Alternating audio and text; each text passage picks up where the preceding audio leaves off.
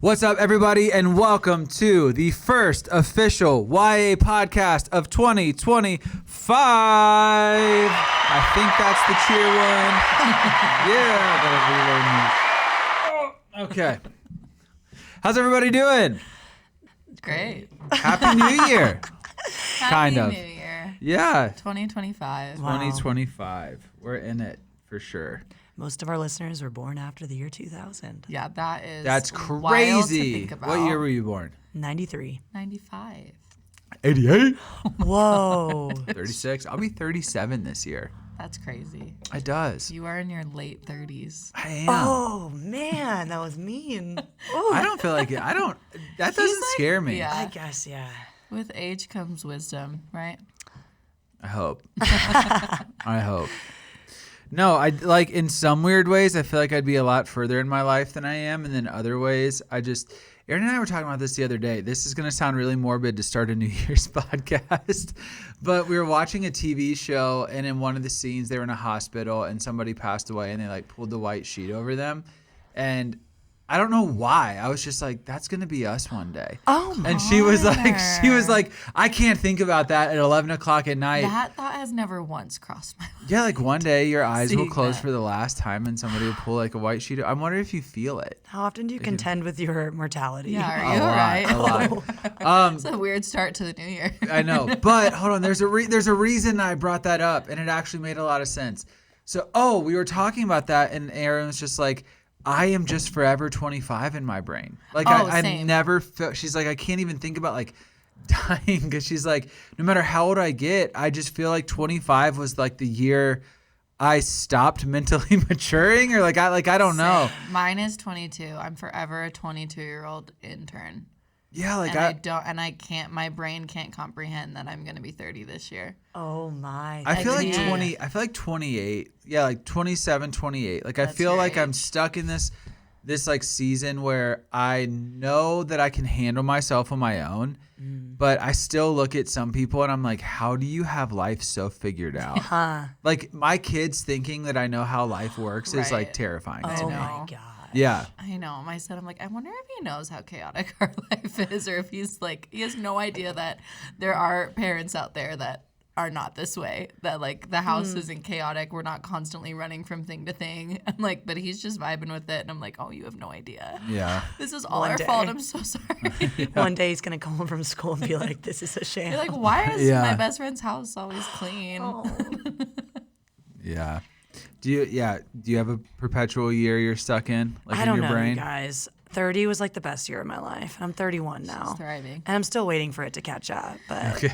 I had a In lot your of mind, are you karaoke like 40. sessions. You're like, once I'm 40, I'll finally Honestly, feel my age. I feel like I'm a Benjamin Button kid. Like when I was 3, I was like, what is, like, I remember this moment where I was in a bathtub at age 3 and I was like, what's the meaning of life? Like, do you ever have like an existential moment where you Oh, like hover yeah. over your body? I was 3 years old and I just feel like I'm getting maybe younger somehow and Yeah. less mature as I get older. Is that bad?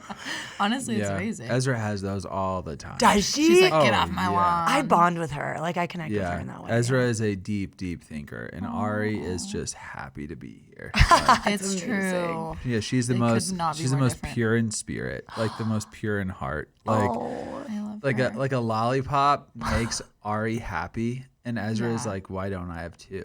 Like that's like She's gonna be my boss one day, and I'm okay with Truly. it. everybody's boss. Madam President. Yeah, guys, are you New Year's resolution people?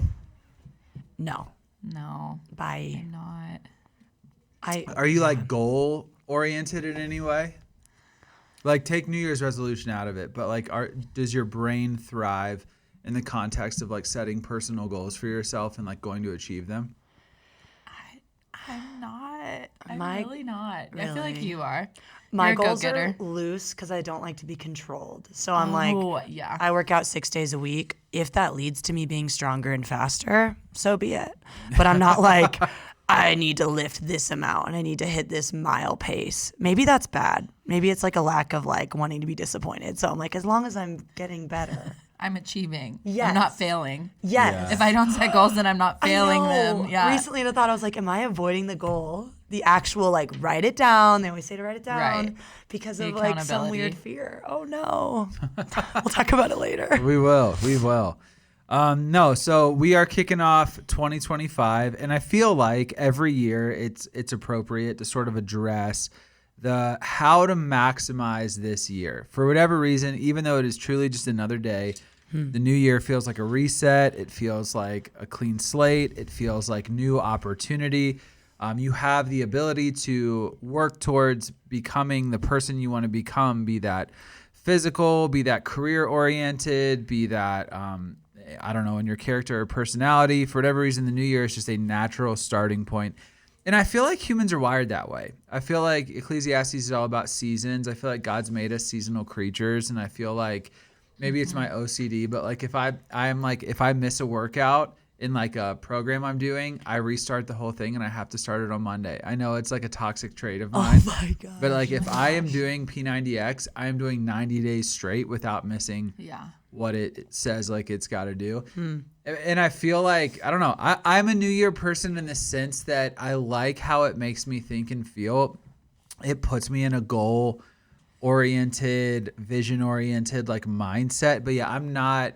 The older I've gotten, the less I've become stringent on I'm going to achieve X, Y, and Z this year. I think I have more life goals that I'm working towards overall than 2025 goals specifically. Are you a word of the year, verse of the year? No. Oh, I'm a word of the year person. Really? Yeah. Yeah. I'm not like forcing it. Or like last year, I don't feel like I really like felt anything super strong from the Lord, but I'll try and pray for it. And like, What does that do for you? I don't know. I feel like it serves as like a reminder because the Lord obviously knows what's going to happen that year. And I have no idea. I probably really needed a word this year. So maybe I should have leaned into that more. But I don't know. I feel like it just helps to keep me grounded and feel like I kind of know the path and what's in, I don't know, like a peek into what's ahead. Yeah. I feel like my words for the past couple of years have been good luck.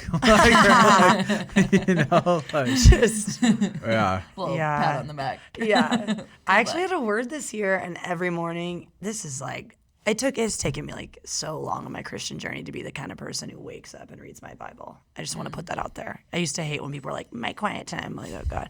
So every morning I do a quiet time, whatever. And I have a word this year. It's just seated, which is from a verse in Ephesians that we are like seated at the heavenly table with God, blah, blah, blah. It was based on a sermon I heard.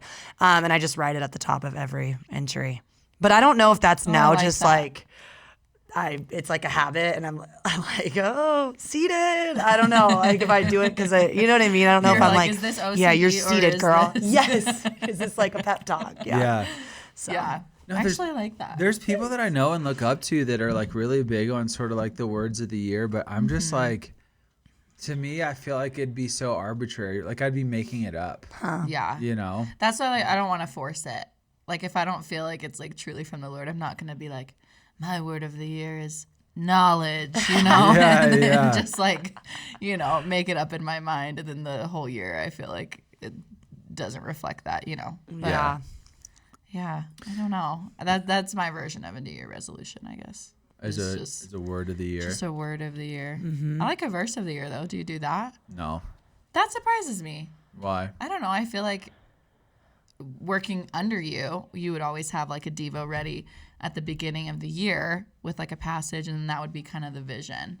I feel like God would speak to me about like young adults, but not my personal. Yeah. God. Like, hey, can I have some help over here? Well, there's like a few, I have verses that I've like latched onto like my whole life. Yeah. But I don't feel like I get new ones. Like I feel like there's, when I've read my Bible, there's like 3 or 4 verses that I feel like God like, this is for you. And every time I just continually come back to those. So I have verses that I feel like speak to me specifically, but I don't like add to them every year. So yeah, but 2025, there we go. I'm unspiritual and you guys get words of the year. We rock. Praying God gives you a word this year, Connor. Yeah, Connor. Yeah, for real. Good luck.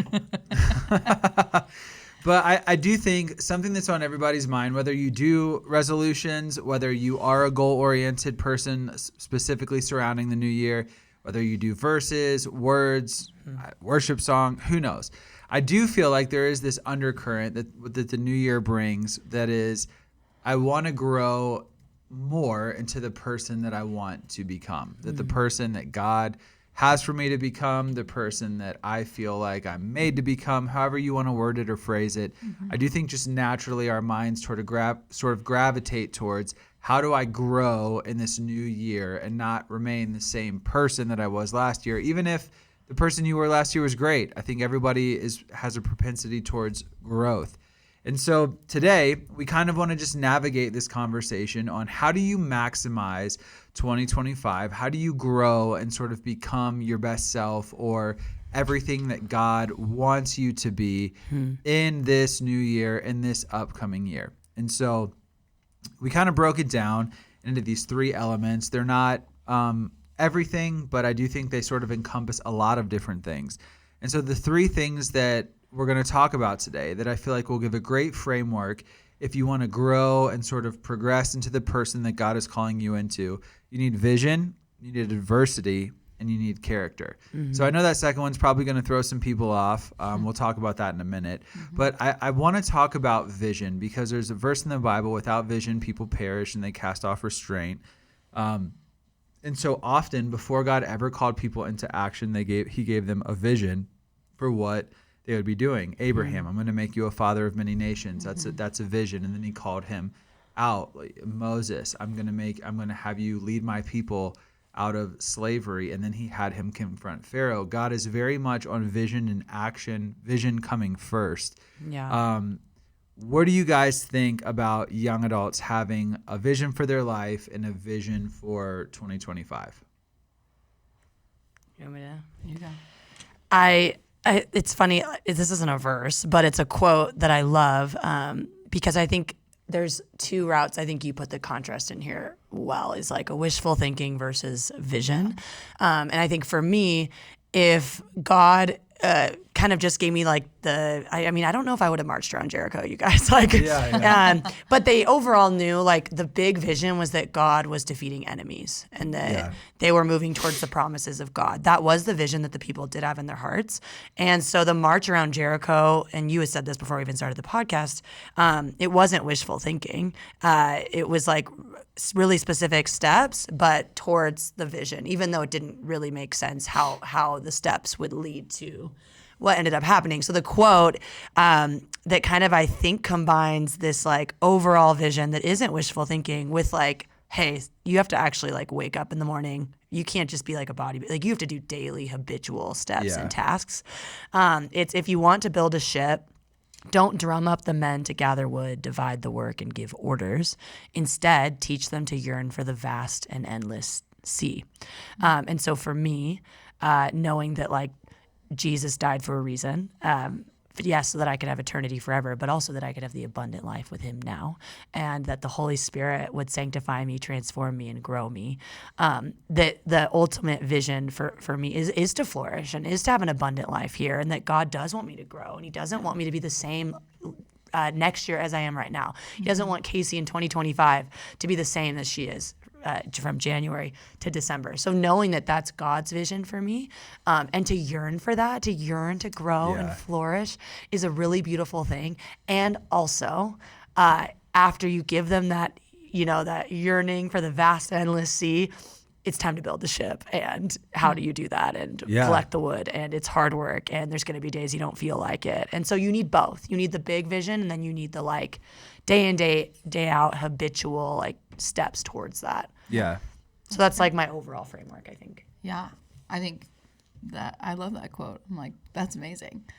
Never heard that before. I think what you said, like the contrast that he brought up of like the vision versus wishful thinking.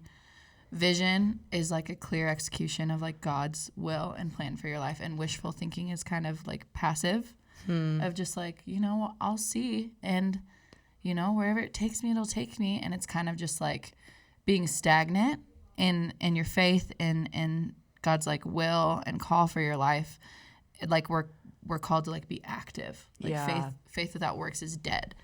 And so like a vision to seek that from the Lord, like a vision for your life, a vision for the new year, whatever it may be, that already puts you like in an active participation with what God like potentially wants to do in your life, versus wishful thinking is just like, well, if it happens, it happens. Yes. There's like, no, it's like awake, O sleeper, like let the light of Christ shine on you. And so like participate in what God wants to do with your life versus just, sitting around and being like, man, I have this dream. I hope it happens. God It's giving will see. universe. Like, Yeah. the universe. And it's just passive aggressive. And I think that as believers, we're called to be like active members. Like, God wants to work with you. And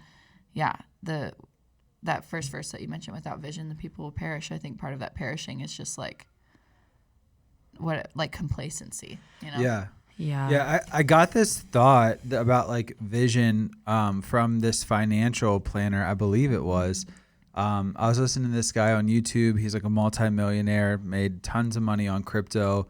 And he helps like super wealthy people begin to like invest in crypto, which this isn't a pro or negative crypto talk, but I found it super interesting.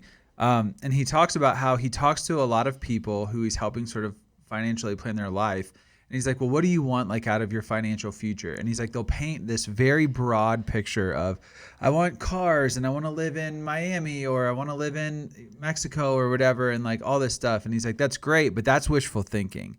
A vision is a tangible picture of the future that you can take action towards like right now. Wow. I like that. And so he's really big into the you in 5 years.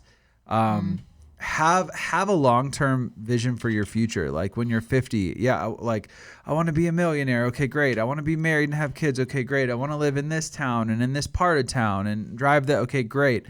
But what are you going to do to get there? Yeah. That's vision. The vision isn't the destination necessarily. The vision is what are you going to do to get there? And so he's really big on reverse engineering the you in 5 years, which I think all of us, if you're listening to this podcast, you've heard of the concept of reverse engineering, but it's picture yourself in 5 years. Where do you want to be? Let's say for you listening, you want to be married, you want to be in a job that you feel very fulfilled in. Maybe that's starting your own thing. Maybe that's switching careers and you want to live in this part of the city or totally different city, whatever. Okay, what would you need to do? What would your 4 years have to look like for you to get there? What would your 3 years have to look like? What would this year have to look like? What would this month have to look like? What would this week have to look like for you to start to become the type of person that lives out that life? The idea of sort of like reverse engineering, having a vision that's very practical that you work out is like a very God thing. God's big picture, you're going to inherit this land and this is going to be where my people dwell. You see him talking to Joshua and he's saying, here's what I want you to do. And you need to not be afraid to do it. So he's giving Joshua like these very tangible things to do after Moses passes and Joshua is now the leader of the people. And so I think vision is both long-term, but I think it also is, if your vision is not tangible, you don't have vision, you have like wishful thinking.